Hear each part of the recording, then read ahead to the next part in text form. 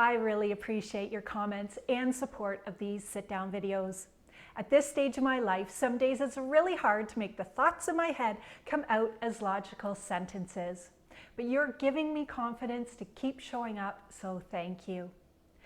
I don't have a social media manager. I read all of the comments that come in both on my Instagram as well as on my YouTube channel.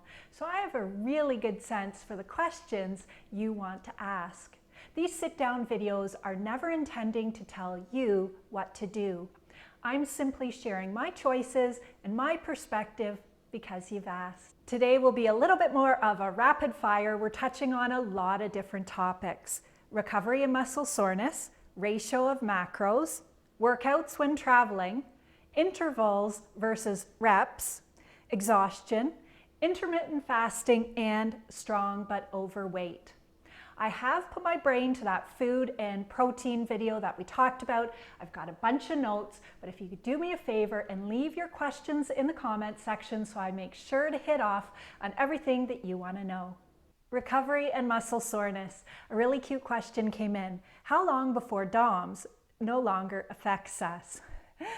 DOMS is delayed onset muscle soreness, and it's that soreness you feel the day after your workout. It's not required to prove that you had an effective workout, but I'm not gonna lie, it still does happen to me. You don't want to create so much muscle soreness that it limits your activity the next day, but some muscle soreness is completely natural.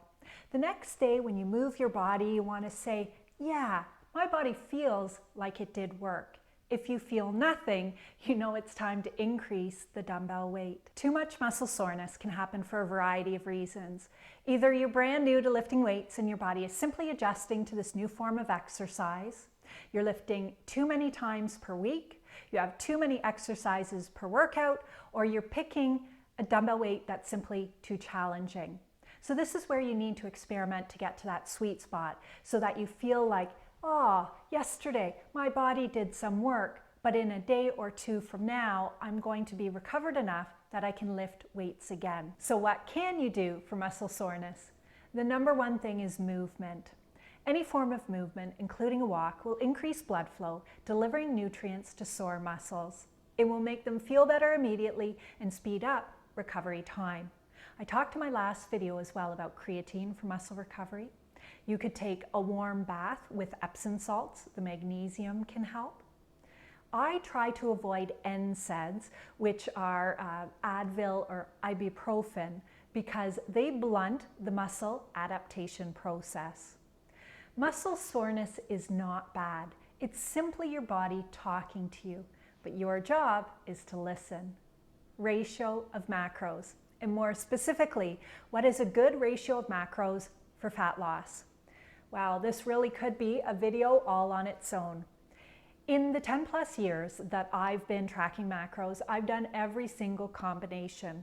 High protein, high carb, low fat, high protein, high fat, low carb, medium protein, medium carb, medium fat. And this is what I can tell you.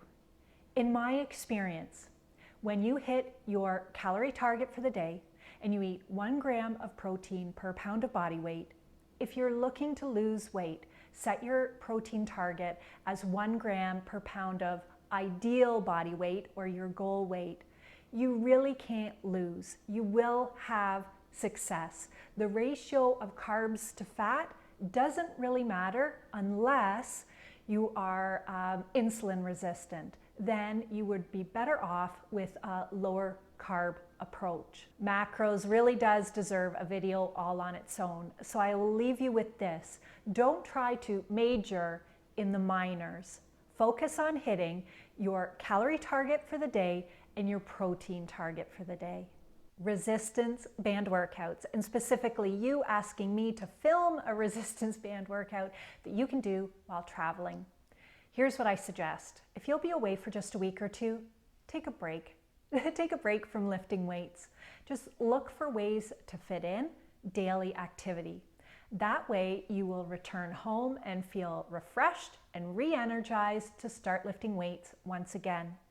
If your break will be longer than that, get creative. Maybe there's hotel weights, weights at a friend's house. I know my girlfriend Patty travels with weights in her motorhome, and because campgrounds have a Wi-Fi access, she can pull me up on the screen and do a lift with C workout while on the road. Resistance band workouts can be effective, so all I can promise you at this point is that I will give it some thought. Interval workouts versus sets with reps.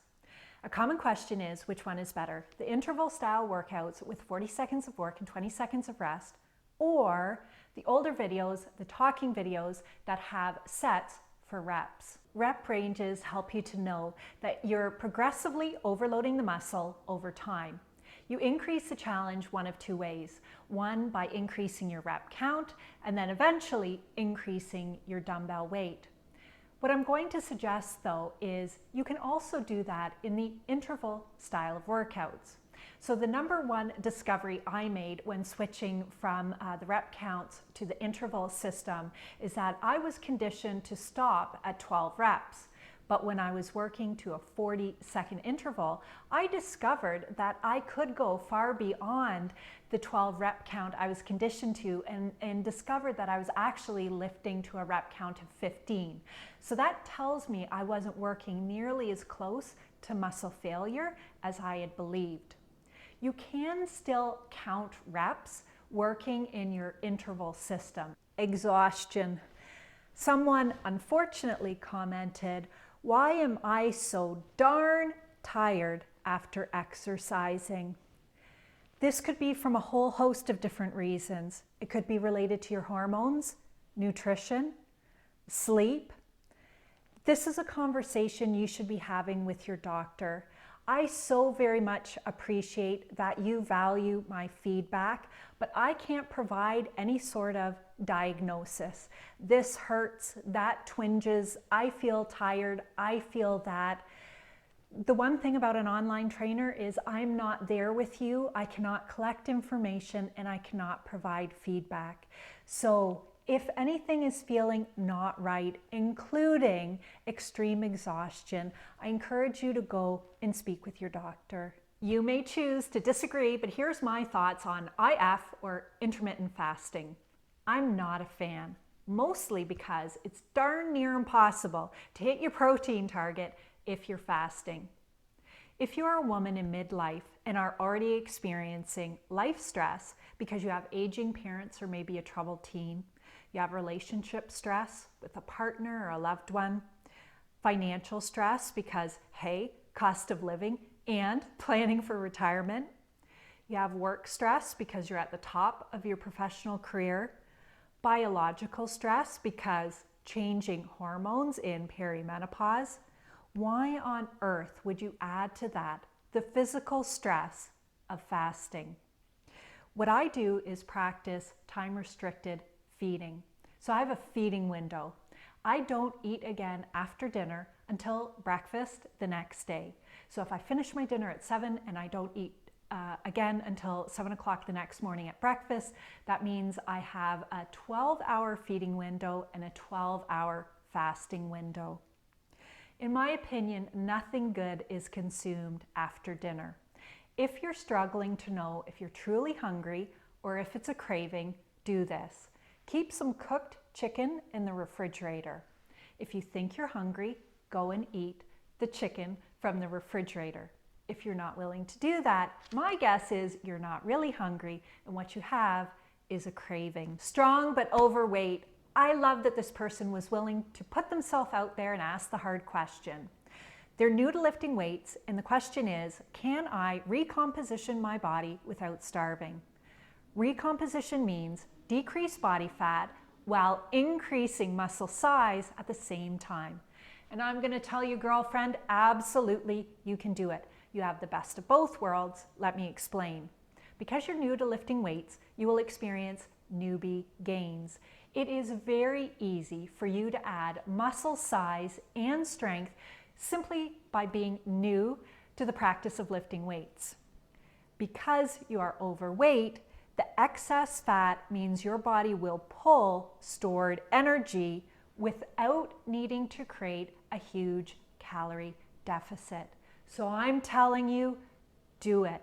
Get into a maintenance level of calories, get moving your body daily with a walk, practice weight training, full body 3 times a week, and really lean into eating well. So this is the last piece that I'm going to leave you with. So how do you eat well without tracking macros and getting super complicated? This is how I recommend everyone build their plate. Protein, the size of your palm. So on your plate, you want to have protein that is roughly the size of your palm. You want to have a carbohydrate that is the size of your fist. So maybe it's difficult for you to detect, but the size of my fist is smaller than the palm of my hand. So the carbohydrate is smaller than your protein source. Also on your plate, you can have thumb-sized fat. So maybe that's some avocado, it is olive oil, maybe you're getting some fat from your fish. So fat, relatively small. The rest of your plate can be filled with vegetables. I hope this is helpful. That's a super easy and quick way to know how to build your plate without tracking and counting macros. We will get into that in another video though. I hope this has been helpful. Leave your questions in the comments and I'll see you in the workout.